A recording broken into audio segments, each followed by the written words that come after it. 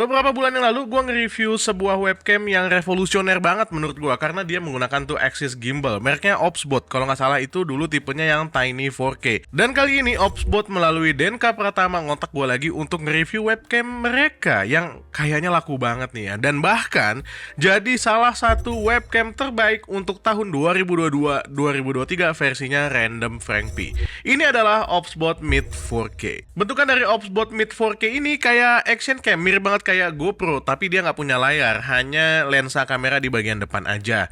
Selain itu, di bagian belakangnya ada juga port USB Type-C untuk nyolokin kabel USB Type-C to USB Type-C yang udah dapetin dari paket penjualannya. Kita juga dapat sebuah adapter USB Type-C to USB Type-A buat kalian yang komputernya belum punya port USB Type-C. Kita juga dapat sebuah cover lensa yang bisa kalian pasangin, jadinya ini buat privacy things ya, kalau kalian nggak suka atau khawatir gitu orangnya ya, kalau ada kamera yang kebuka, kalian bisa tutup aja covernya kayak begini. Kalian bisa ngelihat adanya satu buah lampu di bagian atas dari Opsbot Mid 4K ini yang menjadi indikator apakah webcam ini mati atau nyala. Ada juga dua buah lubang yang berguna sebagai lubang mikrofon, dan hasil mikrofonnya adalah seperti ini. Nah, hasil mikrofonnya tuh kayak begini. Bukan sebuah mikrofon yang gimana-gimana banget hasilnya, tapi ini bagus banget dan bisa menjadi opsi kalau kalian bawa si Opsbot Mid 4K ini untuk pergi ya. Misalnya aja kalau kalian mau meeting pakai laptop di cafe.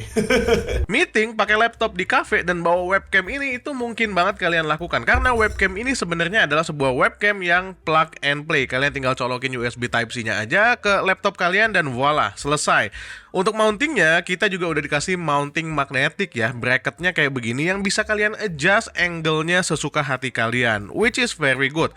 Karena dia magnetik, jadinya nyaman banget buat diubah-ubah orientasinya. Kalau kalian mau ganti orientasinya jadi portrait juga tinggal dipindahin aja jadi portrait nih si webcamnya. Orientasi portrait gini berguna banget kalau kalian mau live streaming di Facebook Live misalnya, atau di TikTok yang punya aplikasi live streaming di komputer, jadinya lebih bagus daripada kalian live streaming menggunakan handphone kalian dan HP kalian jadi panas, sayang banget. Selain itu, buat bawa webcam ini kemana-mana, kita juga ada dikasih sebuah pouch nih ya. Pouch ini berguna banget ya buat bawa webcam ini kemana-mana. Jadi emang kayaknya si Mid 4K ini ditujukan buat kalian yang nggak mau ribet tapi bisa dapetin gambar yang paripurna, yang bagus di mana-mana ketika kalian pakai buat meeting. Opsbot Mid 4K juga hadir dengan sebuah aplikasi ya kalau kalian mau install aplikasinya, dan gua menyarankan kalian install aplikasinya kalau kalian pakai si Opsbot Mid 4K ini. Nama aplikasinya adalah Opsbot Webcam, dan di sini kalian bisa banyak atur-atur ya. Yang pertama itu ada konsol di mana kalian bisa atur framingnya. Ini bisa auto framing kayak begini. Dengan fitur auto framing ini, meskipun webcamnya nggak punya gimbal, dia bakal ngikutin kemanapun kalian pergi kayak begini. Nah, karena ini settingannya adalah settingan yang close up, jadinya segitu ya auto framingnya. Tapi kalau gue ubah ke upper body, bedanya mana ya? Tapi yang paling penting adalah kalau misalnya kalian mau menggunakan, mau meeting bareng-bareng sama orang lain. Dengan auto framing group mode ini, si webcamnya itu otomatis jadi lebih wide gitu ya. Jadinya bisa banyak orang yang kebawa di sini. Kalau auto framingnya kalian matiin, kalian juga bisa atur-atur dengan gimbal nih. Kalau udah di wide ini udah paling wide, jadinya dia nggak bisa ngatur-ngatur gimbalnya lagi. Tapi kalau gue ubah ke medium, nah ini bisa diatur gimbalnya. Jadinya framingnya itu jadi lebih enak ya. Gue balikin lagi ke wide, dan ini kalau narrow, muka gue jadi segede gaban kayak begini. Mantap sekali. Gue akan reset dulu ya. Set. Nah, balikin ke wide karena biasanya viewing angle-nya menurut gue ini yang paling enak nih segini. Dari konsol kalian bisa atur image-nya juga. Di sini ada HDR yang pasti selalu gua matiin karena kalau gue nyalain gambarnya jadi aneh ya kayak begini ya hasilnya, sehingga gua lebih suka kalau dimatiin aja. Habis itu di bawahnya ada fokus yang bisa kalian atur nih autofokusnya. Tapi gua atur autofokusnya ini di global ya. Jadi kalau gua pengen nunjukin barang kayak begini pas lagi meeting, nah nih autofokusnya langsung pindah ke barangnya dan nutupin muka gua. Nanti gue pindah lagi, autofokusnya langsung ke muka gue lagi kayak begitu. Soalnya kalau misalnya face doang, dia nggak bakal bisa ngedetect barang-barang kayak begini. Jadi autofokusnya nggak bisa berjalan dengan oke. Sementara untuk exposure-nya ini bisa kalian atur juga jadi auto exposure, jadinya kayak begini ya. Kalau auto exposure kita bisa ubah exposure mode-nya ke face atau global sehingga semuanya tuh bisa dapat exposure yang sama. Tapi gua kurang suka dengan auto exposure ini, jadinya gua selalu matiin dan gua ubah shutter speed-nya 1/60 karena gua menggunakan settingan 4K 30 fps. Jadi 30 fps itu biasanya dikali 2 jadinya 1/60. Dengan ISO yang bisa kalian atur juga, gue biasa pakai di 300 tapi bisa kalian atur sampai 4800. Mau ngapain, Pak? Turunin lagi? Nah, settingan gue biasanya kayak begini, biar oke lah gitu ya. Ada juga settingan anti flicker yang kali ini nggak gue pakai ya, karena gue menggunakan exposure-nya, shutter speed-nya gue ubah sendiri. Kalau kalian pakai auto, anti flickernya ini bisa dinyalain nih. Jadi kalau kalian ada lampu-lampu yang flickering kayak begitu, itu bisa diatur di anti flicker ini.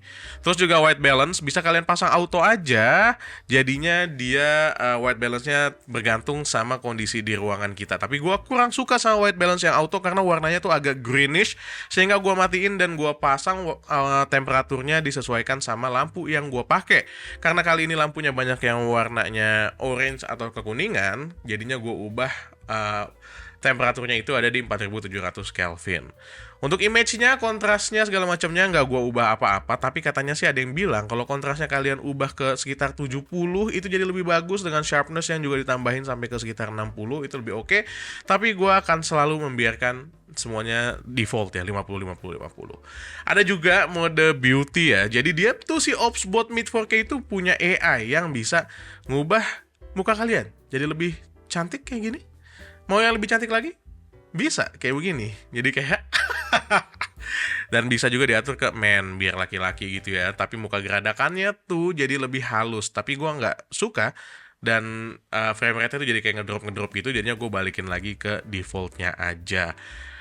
Abis itu ada more, kita bisa juga cek ini auto sleep-nya dalam waktu 2 menit. Kalau si Mid 4K-nya ini nggak dipakai, dia akan auto sleep. Virtual background juga bisa diaktifin, dan juga noise reduction di mikrofonnya bisa diaktifin juga. Kalian bisa juga upgrade firmware versionnya di sini. Image flip juga bisa kalau kalian butuh di flip kayak begini, tapi gua nggak butuh nge-flip, jadinya hasilnya kayak begini. Kalian juga bisa atur virtual kamera di sini kalau kalian mau pakai virtual kamera di OBS kalian kayak begitu ya. Oke, overall menurut gua OpsBot Mid 4K ini adalah sebuah webcam yang oke banget dengan semua yang dia berikan. Namun harganya emang bukan buat semua orang. Harganya ini ada di angka 2.100.000 atau 2.300.000 terakhir gue lihat ya. Dan kalau kalian mau beli, linknya ada di bawah. Garansi resmi Denka Pratama. Jangan khawatir kalau OpsBot Mid 4K kalian rusak, karena garansinya akan langsung di cover sama Denka Pratama.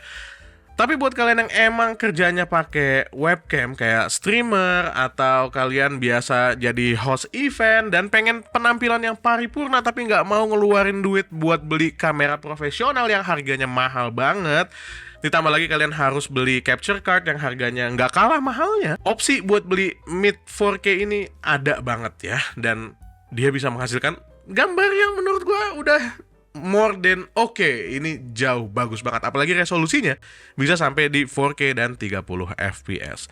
That's it, gue Dan dari Main Lagi pamit. Assalamualaikum warahmatullahi wabarakatuh. Bye.